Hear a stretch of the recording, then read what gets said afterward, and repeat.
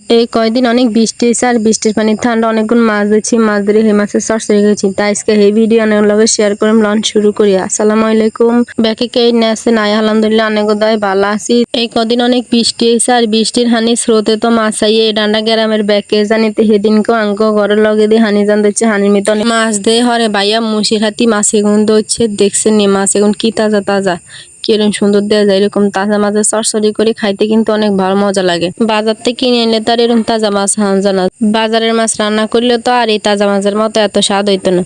তো যাই হোক এনে আন্ডার সবকিছু রেডি কিরাম রান্না ছড়াই দিছি। এনে পেঁয়াজ আর কাঁচামরিচ তেলের মধ্যে নিয়ে ভালো করে একটু লাল লাল করে ভাজি লইতেছি। এরপরে এনে হলুদ মরিচ নুন যা লাগে দেওয়ার পরে রসুন বাটাটা দিয়া তারপরে ভালো করে জলে কিন কষাই লইতে হবে। কষানোর পর এখানে কাটিয়া ধুই রাখি না মাছ এখন দিয়ে দিয়াম। হিয়ারে আস্তে করে নাড়াচাড়া করে দিতে হবে, যেহেতু এখন ছোট মাছ বেশি নাড়াচাড়া করানো যায় না, আস্তে করে নাড়াচাড়া করে দিলে তারপরে এগুন হয়ে যায়। এমনিতেও আর কাছে এই মাছ এখন ভাল লাগে। আঙ্গ নোয়াখালীর মধ্যে এগুনটা কাসকি মাছ, এমনিতে এগুলোর নাম তো মলা মাছ, কিন্তু আঙ্গ নোয়াখালী আর কাসকি মাছ। আর কোন কোন অঞ্চলে মাছ এগুনটা কাসকি মাছ কমেন্ট বক্সে জানাই যায় কিন্তু।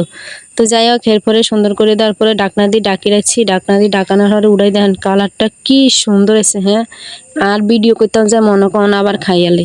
যাই হোক এত আর খাওয়ানো সম্ভব না, কারণ অলরেডি খানা শেষ।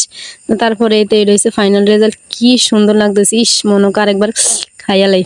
আজ যে দুপুরে বৃষ্টির হানিতে দরিনা মাছ দিয়ে গরম গরম ভাতের লগে খাইয়াম, খাইতে কিন্তু মজা লাগবে। আর কথা, হ্যাঁ, মাছ বেগুনের পেটে কিন্তু ভরপুর ডিম আছিল। ডিম এগুন খাইতেও কিন্তু ভালো লাগে, আর এই সমস্ত মাছের ডিমগুলা খাইতে সেই স্বাদ লাগে। তো যাই হোক গরম গরম ভাতের লগে খাইয়া লাইলাম মাছ, খাইতে সেই ভালো লাগছে।